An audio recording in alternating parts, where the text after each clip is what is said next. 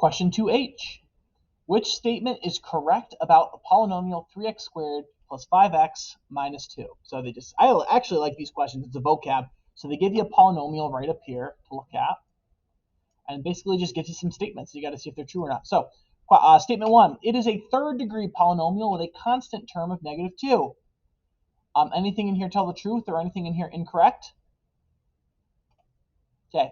Constant term of negative 2. It does have a constant of negative 2. There it is, right at the end. It's a constant of negative 2.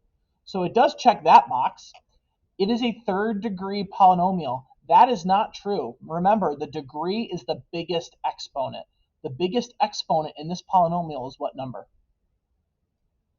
2, right up there. So this is not a third degree polynomial. This is a second degree polynomial. Okay?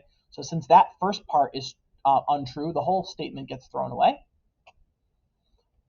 Choice 2, it is a third degree polynomial. Dead on arrival. We just talked about that. Even if the back part's true, doesn't matter. Number 3, it is a second degree polynomial. I like that. That's true, right? With a constant term of 2. Does this have a constant term of regular 2? This has a constant of negative 2. Negative 2 and regular 2 are not the same number. Gone. Choice 4, by elimination, should be the answer, but let's read it. It is a second degree polynomial. I like that. With a leading coefficient of 3. Does this have a leading coefficient of 3? It does.